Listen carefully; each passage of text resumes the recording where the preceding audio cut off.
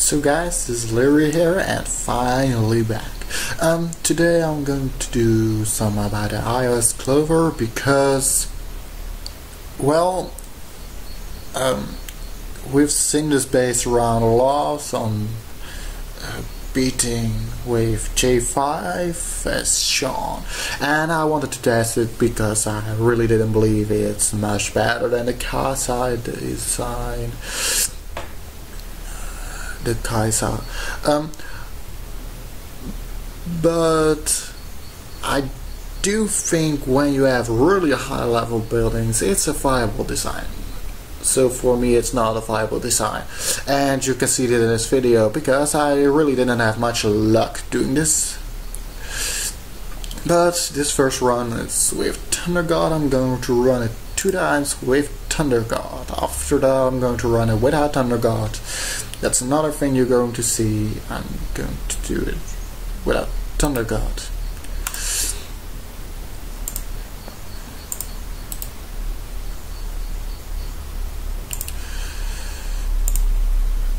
So you see it running really fine till now and not doing really weird stuff.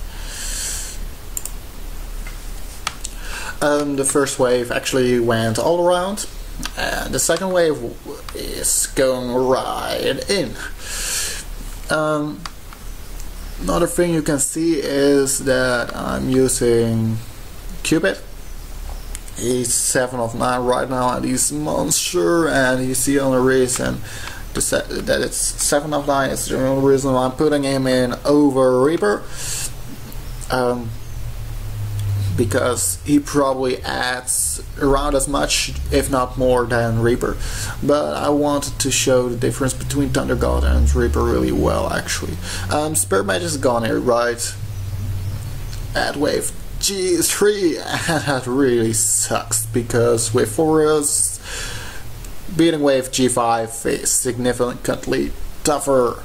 But I think I'm going to still beat it, even though it's looking to be very close, but since Pumpkin Duke goes off, well, you just saw everyone explode, which is why Pumpkin Duke and Cupid are such a funny combination. They really, as soon as they both go off right after each other, it's just done. And I believe you're going to see it right here. Pumpkin Duke is tanking and it's just done, and they zip right through. Thunder God actually procced once maybe, but that's not really the reason I beat that wave. It's because Cupid and Pumpkin Duke went off. So let's run it again, and I believe this time it's going a bit more smooth. I don't know that for sure, so we'll see. Also, I'm going to tell you, my Thunder God has 4 and 5 Berserk, and I was really crazy because I rewrote his talent to a 5 on 5 heavy blow. Why did I do that? You're going to see that next, but for example in raids I don't really need him because I have Reaper, and Reaper deals with threats just fine, and Reaper has range, which actually matters a lot because range units have a lot more survivability. Plus that means that my Pumpkin Duke is tanking a lot more, and having Pumpkin Duke tank, you would say he dies really quick. No, he doesn't. He is level 139 right here, and he's level 140 at the moment. He has a lot of HP, and when he starts stacking it's just over almost always. Did I lose Pumpkin Duke here? Damn, I lost Pumpkin Duke here. That really sucks. That's a flaw of the design, by the way.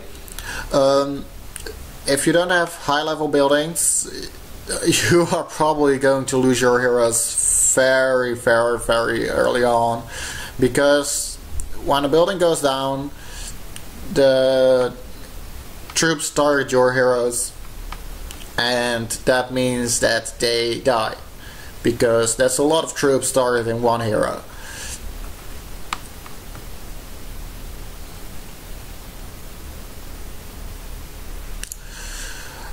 And you can actually see that it really matters, because at the moment the waves are going down less fast, a bit less fast. But Thunder God is revived up, Spirit Mage is revived up, Cupid is halfway up, which means my Thunder God is probably going to proc twice, and when Thunder God procs twice, it's almost always over. Does he proc twice? Yes, he procs twice and it's over. That's the thing about Thunder God. When he does proc, it really matters a lot. His proc is so good against, because of the stun. But I still like to pick Reaper over Thunder God. You're going to see it right here, I believe. Yes, I have Reaper set up. I'm going to show, yes, 4 on 5 circ on my Thunder God. I just wanted to show you that. And it's now 5 on 5 heavy blow. You're not going to see that. But my Reaper has 4 on 5 circ too. So that means that the talents aren't really different. So that gives a good reason to compare. Also, my Reaper has only 4 of 9 skill, where Thunder God has 5 of 9 skill, and my Reaper is 13 levels lower. So that means Reaper is actually weaker than Thunder God. He should be weaker than Thunder God, but he isn't. It's also a reason why I want to take Reaper up to 5 of 9 and even 7 of 9, because even at this low skill he is already as good, if not better, than Thunder God. And you can see Reaper, he just cleans up troops really fast.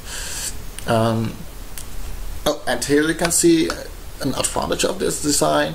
The towers almost always are able to hit any troop running around, so at least at level 9. So if you have level 9 towers, you probably don't have the problem of troops getting stuck, especially if you move the buildings a bit closer. And that's possible because you can make a really closed up circle, which is really dense, and that means that any troop hanging alone just is going to die anyway. I have lost a couple of runs, but that's because the troops got stuck on my low level tower side, because I don't have all level 9 towers, which is also another reason this design doesn't really work for me. I think this design is really focused on your towers, which means if you have 5 garrisons on each of your towers, this design is probably one of the better designs. I don't think it's still preferable over the modified Casa de Morte, which is run by, for example, Archangel Legend or Yanni, or the design that I viewed in the video I beat H5. Because those designs also exploit the buildings as tanks, and they also get enough range on the buildings, so you still have the time for all your 5 towers to fire at the heroes. And here you can see wave G5, and without the Thunder God it's really it feels vulnerable, but it actually isn't. You can see Pumpkin Duke died, but that's without Druid and Spirit Mage actually stepping in. And that's the power of Reaper. He is such a good hero to solo anything, because he has an attack speed close to 600 milliseconds per attack, I believe. And that's the clean attack speed. Because there is this animation speed, and Reaper has a low animation speed. But as soon as Pumpkin Duke goes off, his animation speed is ignored probably, and he actually starts attacking a lot faster than normally, because at his normal attack rate he just has this really slow animation speed. But as soon as Reaper goes off, there is no stopping it. And this is actually really boring, seeing Paladin get stuck. Oh my god, it's taking so long. Probably close to a minute to clean him up. Maybe a little bit less, but it's going to take long. La-di-dum dum dum da-di-dum.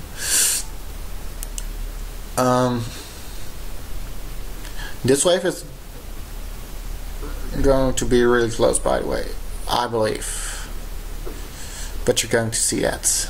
And you're going to see the power of Reaper really good in this video. Another thing I want to tell is I actually didn't cut out any other runs. These were the first 4 runs, I believe, I did on this base with Thunder God, with Reaper. And after that, I farmed this base. I farmed with the base a lot more. I believe I had it for 1.5 days, so that's 12 runs or something. And I actually lost like 4 runs, I believe, just because you lose heroes too early on, and I can't handle that. Actually, if I lose heroes like Pumpkin Duke too early, probably is over. So here you can see G3, and Spearmage is gone already, I believe. So I'm actually doing this on 4 heroes, and it makes a difference because this wave spawns at the bottom and is probably going to target the gold vault, or is the tower. They all go for the tower. So the tower is going down for sure, but you can see Pumpkin Duke is going to tank, Reaper is going to go off, and he attacks just lightning fast, and it's over, even without Thunder God. And Thunder God, if he had proc right there, the wave was gone, of course, but Reaper actually cleans up just as much trips, I believe, because of his fast attack speed. Of course he doesn't stun, but he is ranged. And I believe ranged heroes over melee heroes have this huge advantage because they attack a lot earlier. I have seen Thunder God running after troops for like 5 seconds before he starts to swing, and Reaper is just like, screw you, I'm going to attack right away. And this wave is going to end up really badly because Champion is going to stun all my heroes, and you would think it's over because Dino survives, Druid survives, and then you can see Dino proc, and it's Reaper against Druid and the Dino, and it's just over. Reaper, he just went off. I almost want to say soloed that full wave. Of course, Druid Cupid and Pumpkin Duke did a bit, but Reaper was the all-star of that wave, actually getting me through that. And that's why I am using Reaper and not Thunder God. You could argue with Thunder God you probably wouldn't have that problem. You would have that problem because Thunder God wouldn't have procced right away, and when Thunder God doesn't proc, he probably would have died first because he was going to tank. Reaper, because he is ranged, he can survive, so it's the most important hero in the wave, and he can actually survive, while Thunder God is the most important hero and doesn't survive. So here I'm running wave I with this base, full garrisons. I believe I forgot to garrison up one of my towers with Spearmage adding a level 5 purple garrison. And why I'm not using Spearmage? Because I'm using both Reaper and Thunder God. Both Thunder God and Reaper are all-stars, as you have seen, and Spearmage is a monster if he procs, and of course that matters, but I want to use Cupid. And I want to use Pumpkin Duke, and I want to use Druid. And both Reaper and Thunder God are just not replaceable. So this is wave I2, and I believe I'm just closely cleaning this up with the last heroes, and from there it's probably, oh no, I'm not going to win this. The dragons are just too much. So as you can see, this wave I is really hard wave. Mostly because of Spear Mage, Thunder God, and Pumpkin Duke.